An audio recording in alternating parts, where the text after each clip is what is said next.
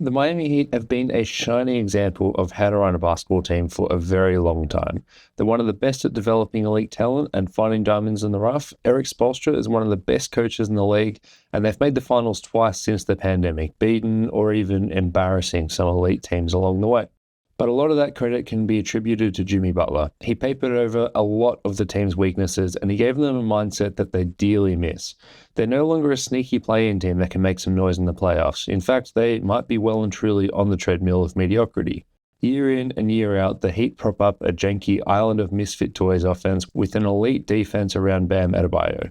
He's clearly Miami's best defensive player. He's always in the Defensive Player of the Year discussion, and he's only 28 years old, right in the prime of his career. But where are the Miami Heat going this season? And does the answer to that question lead to another important question, being, should the Miami Heat consider trading Bam Adebayo?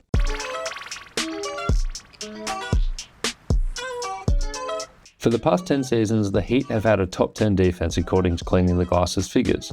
Since the 2019-20 season, Bam's first all-defensive selection, he has been a major reason why. He's an elite rim protector, he's mobile enough to guard across the positional spectrum, and more recently he's been asked to make up for some below-average defensive teammates. He has done it on the biggest stage, leading his Heat to countless victories over the Boston Celtics, Milwaukee Bucks, and Philadelphia 76ers, each presenting various different defensive problems for him to solve, and he solved them.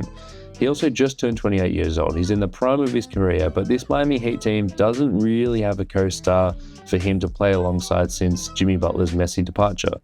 Tyler Herro shot the lights out of the ball in the first half of last season, receiving his first All-Star nod, but he'll be sidelined for the next 8 weeks after surgery on his left foot. That's not to say that he can't get back to that all-star form, and I bet the Heat's front office is thanking their lucky stars that they traded for Norman Powell now, but where is this Miami team really going?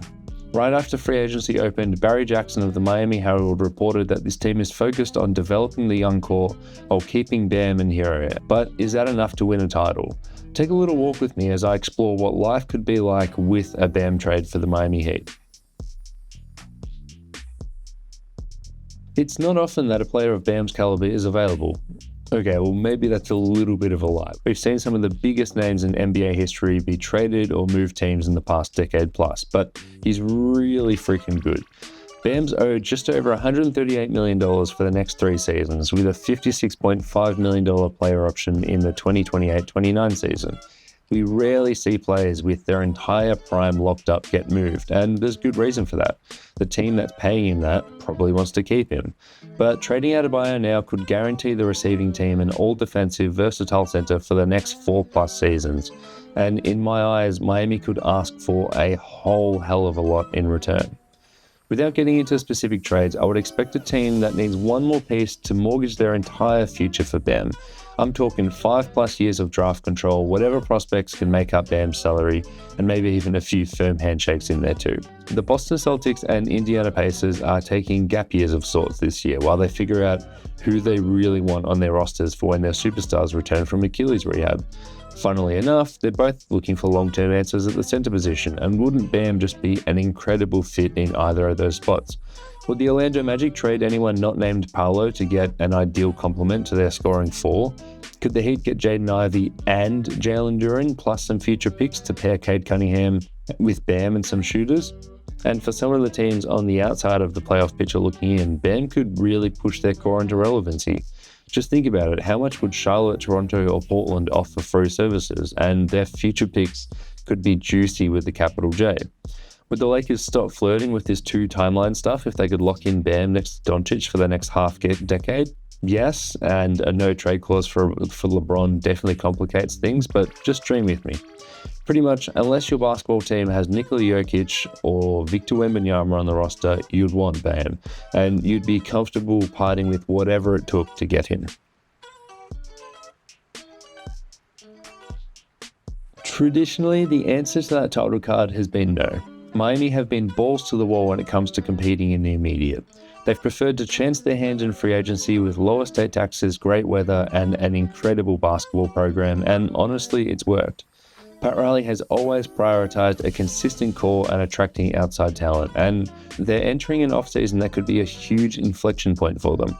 They control all of their future first-round picks apart from their 2027 first, which is owed to Charlotte if it falls outside the lottery and then scarily becomes unprotected in 2028. So realistically, they could offer a handful of firsts themselves to pair with Bam and Herro moving forward. With huge expiring deals in Terry Rozier and Norman Powell set to come off the books, paired with the $30 million player option for Andrew Wiggins next season and several other smaller deals coming off the books as well, Miami could be big game hunters in the 2026 offseason. And it's much easier to attract outside talent when you have Bam Adebayo on your team. And it becomes even easier when you can offer a max contract to someone while also trading for another star with your leftover cap space and some of their picks at their disposal. The problem is, after several possible free agents sign extensions this offseason, like Luka Doncic, and others are just too old to be worth throwing the bag at, like LeBron, KD, or James Harden, the Heat might be stuck with nobody worth signing unless a new name enters the conversation.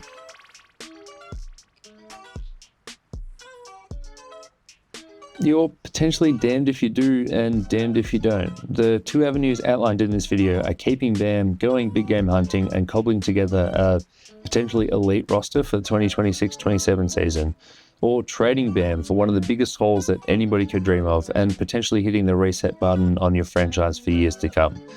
I think the most likely outcome is somewhere in the middle. It's a little bit too risky to trade Bam as they might be too good to bottom out. None of the team's young talents projects to be future stars. You've got guys like Khalil Ware and Jaime Jaquez Jr., who are proven to be solid rotation pieces, but there's no real star to grow alongside Bam. But the problem there is that they are good players, and Erik Spoelstra is just too good of a coach to tank.